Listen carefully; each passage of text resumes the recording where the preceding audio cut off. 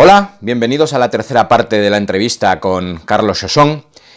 En esta tercera parte, Carlos nos va a hablar sobre los diferentes registros de la voz, sobre el uso de los resonadores a la hora de homogeneizar esos registros y, evidentemente, como punto clave de este tema, nos va a hablar del pasaje y de la cobertura.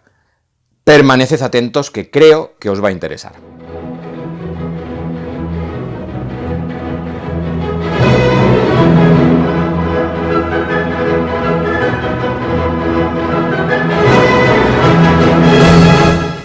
Luego hay otra parte de tu pedagogía que me interesa mucho comentar en este vídeo, y es lo que has comentado antes, ¿no? Los diferentes resonadores que tenemos y cómo homogeneizarlos, ¿no? Porque, uno se suele encontrar lo voy a homogeneizar todo a un resonador y voy a meter todo el sonido en ese mismo resonador.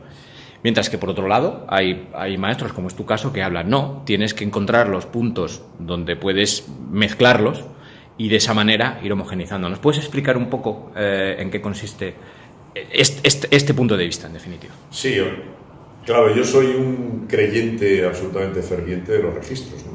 Entonces, en todas las voces, en principio, hay un registro grave, hay un registro medio y hay un registro agudo. Y esto, en principio, creo que tampoco se podría discutir, ¿no? Hay un registro grave que funciona con unas notas graves, con unos sonidos que tienen una longitud de onda más grande. Pasas después, poco a poco, si vas por medio tono, evidentemente poco a poco, y pasas a otros sonidos que tienen una longitud de onda más corta, y lógicamente esa longitud de onda se desarrollará mejor en otros resonadores. Y luego pasas al agudo, en el que la longitud de onda de esos agudos es más corta, y hay más frecuencia, pero con longitud de onda más pequeña, y que ese tipo de sonido se desarrollará mejor en otros resonadores. Yo siempre pongo de ejemplo también un poco, ¿no?, de el cello, ¿no? Un chelista, por ejemplo, ¿no?, que está tocando fuerte y tal, ¿no? Entonces, por favor, ¿podría usted hacerme esta misma frase en piano? Espera un momento. Entonces deja el cello y coge una viola. No, con el mismo instrumento. Es decir, tú tienes que variar con el mismo instrumento, tienes que variar su color, tienes que variar su dinámica, pero con el mismo color, con el mismo timbre, con la misma calidad. Entonces él, lógicamente, hace menos presión de arco y manipula los dedos para hacer las cuerdas más cortas o más largas, ¿no? Esto no lo podemos hacer así en el cuerpo, con nuestras cuerdas, pero sí que tenemos unas cajas acústicas de diferentes tamaños. Entonces, en el caso de los hombres, tenemos el pecho, que es una caja acústica de per se, y que cuando tú haces una nota grave, pues el pecho está vibrando, está resonando, porque hay un aire que hace vibrar por la parte de abajo de las cuerdas, hace vibrar toda la parte de los pulmones y todas las costillas. Y a partir de ahí, esas notas que se desarrollan de una manera perfecta en el pecho, empiezan a tener una longitud de onda más corta. Y si tú haces una exageración de este tipo de resonador para llevarlo más arriba, llegará un momento en que tendrás algún problemilla.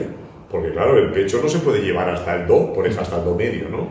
Entonces, algo hay que hacer.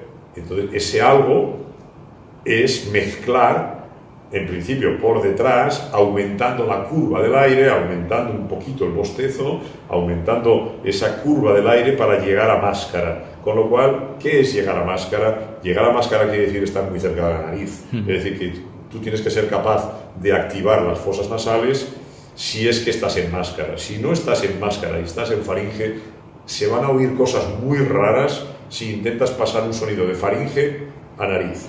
Se va a notar muchísimo, ¿no? Y además va a ser muy feo. Y luego, cuando llegas al agudo, otra vez estamos ya en el agudo. No solamente es un cambio de resonador, sino que es un cambio de mecanismo. Estoy hablando de las voces masculinas. Y entonces entra lo que llamamos la cobertura de la voz, ¿no? Y la cobertura de la voz es un mecanismo distinto a la laringe, que deja de actuar el mecanismo abierto completamente, cuando, estando abierta, porque el coperto ma aperto es importante, entonces, estando abierta, hay una basculación de la laringe en la que las cuerdas vocales se estiran un poquito y a partir de ahí el sonido se cubre. Pero es un mecanismo distinto. Entonces, todo eso hay que llegar Porque claro, cuando te dice la gente que no, es que no hay pasajes, es que los pasajes no existen. Lo ideal es que los pasajes no se noten. Claro. Es decir, tener las cosas tan claras que los pasajes no se noten. Pero a mí me encanta que se noten. Sí, y además es que yo te reto a que me pongas la técnica más perfecta del mundo, masculina, y yo te voy a decir, este sonido está abierto, este sonido está cubierto. Y se va a notar, pero es parte de la lírica, es parte de la lírica. ¿No crees que estos cantantes, que algunos de ellos son muy famosos, ¿no?, que dicen que no existen los pasajes, es porque quizá igualan todo en el resonador, como decíamos antes, y no son tan conscientes de lo que está sucediendo en su laringe? Yo creo que lo dicen porque no son conscientes de lo que están haciendo y que han tenido la suerte de que, bueno, a lo largo de toda su vida profesional han funcionado de una cierta manera y les ha funcionado. Lo que pasa es que esos cantantes que en algunas cosas son muy buenos, en otras cosas no son tan buenos. Entonces, yo hace poco, por ejemplo, escuché un cantante de lead muy famoso y es una maravilla, ¿eh? Una maravilla. Haciendo lead es una maravilla. Entonces, bueno, yo lo conocía como liderista puro, ¿no? Y entonces empiezo a buscar en internet, pues este señor canta otra cosa, tal, ¿no? Entonces, hombre, la novena de ópera no encontré nada, pero de la novena, digo, hombre, la novena, a ver cómo hace el Ofroide, ¿no? Y joder. Claro, es que son cosas distintas, o sea, él puede utilizar todo, puede estar basado en el registro de cabeza prácticamente todo el lead, ¿no? Y de vez en cuando, bueno, puede bajar a pecho, pero un pecho semi-apoyado, que llamo yo, ¿no? Y entonces, bueno, pues, funciona, tal. Pero claro, cuando de repente tiene que cubrir una nota y tiene que apoyarla,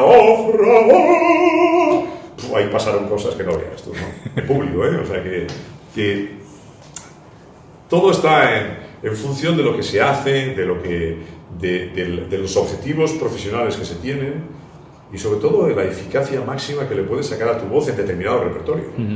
Ahora, lo que no se puede pretender es utilizar un solo resonador o darle preferencia a un tipo de resonador para cantar todo. Claro. O sea, si me dices, no, es que este señor canta todo de cabeza, vale, estupendo. Para cantar barroco, ¿no? Para cantar lead, ¿no? Estupendo. Pero no me venga a cantar Verdi, porque algo tendrá que hacer, algo tendrá que cambiar. Y bueno, esto vale para las señoras y para los señores. Sí, claro.